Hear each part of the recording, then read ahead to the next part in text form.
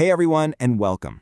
Today, we're going to talk about a communication principle that is so powerful and maybe even a little counterintuitive, but it can totally change how you connect with people. So let's just dive right in.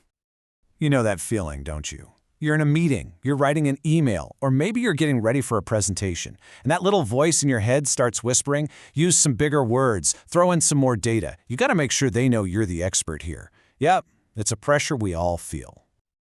And if that feeling is super familiar, well, you might be falling for something I call the brilliance trap. It's the sneaky idea that to seem intelligent, you have to sound really complex and sophisticated. But here's the thing, it's a trap, and today we're going to see exactly why. Okay, so let's break this down. What exactly is the brilliance trap, and what does it backfire so often? Well, it shows up in a few key ways. It's using all that industry jargon that just makes outsiders feel, well, outside.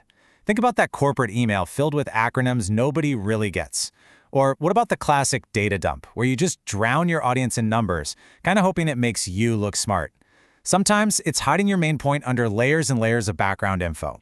But in every single one of these cases, the focus has shifted from connecting with people to just impressing them. So if that's the trap, how do you get out? Well, it turns out the solution isn't adding more complexity. It's actually a really simple, powerful idea that just flips the whole script. That's it. That is the entire idea right there. Clarity beats brilliance. Every single time. Just let that sink in for a second. The goal isn't to sound smart. The goal is to be understood. This slide just lays it out perfectly, doesn't it? On the left, you've got the brilliance trap. It leads to complexity, jargon, and at the end of the day, just plain confusion. But on the right, you've got the path of clarity. And that leads to simplicity, direct language connection, and the real prize, actual understanding. It's a choice, really. Do you want to look smart, or do you want to actually be understood? Okay, I know what you might be thinking. That's a pretty bold claim, that clarity always wins. But why? Let's get into the three main reasons a clear message is just so much more powerful. First up, and this one is absolutely huge. Clarity builds trust. I mean, think about it. When you speak simply and directly, people don't have to work hard to figure out what you're saying. It just feels honest. It feels transparent. Complexity, on the other hand, can often feel like you're trying to hide something, But clarity, it just disarms people and builds that foundation for real, genuine trust. All right, the second reason is all about making an impact. Clarity inspires action. This is just common sense, right? People cannot act on something they don't understand. A confusing message just leads to paralysis, to inaction. But a clear, simple message that explains what to do and why it's important, that is the fastest way to get people to move, to decide, and to really believe in what you're saying. And finally, our third reason. And this one's all about respect. Yeah, clarity is inclusive. When we use a bunch of jargon and overly complex language, we're basically creating an in-group and an out-group. We're excluding people.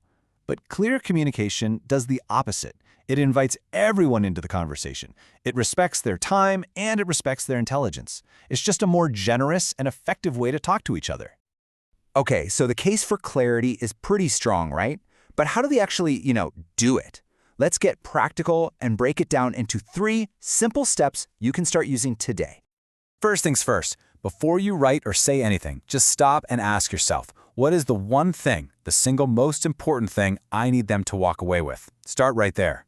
Second, become a jargon hunter. Go through your work and swap out all that corporate speak for simple, everyday words. So instead of leverage synergies, how about just work together? And third, be ruthless when you edit. After you've written something, go back and ask, can I say this with fewer words? Can I be more direct? Trust me, brevity is clarity's best friend. And all of this brings us right back to where we started. We began by talking about that pressure to seem brilliant. But maybe, we've been defining brilliance all wrong. Let's try out a new definition of genius. See, genius isn't about making simple things sound complicated. Literally anyone can do that. Real genius, true brilliance, is the ability to take a complex, messy idea and make it feel simple, intuitive, and perfectly clear. That is the real skill.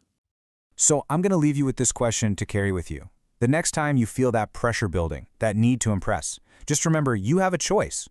Are you going to fall back into the brilliance trap, or are you going to aim for something way more powerful, more respectful, and frankly, more effective? Will you choose clarity? The choice is all yours.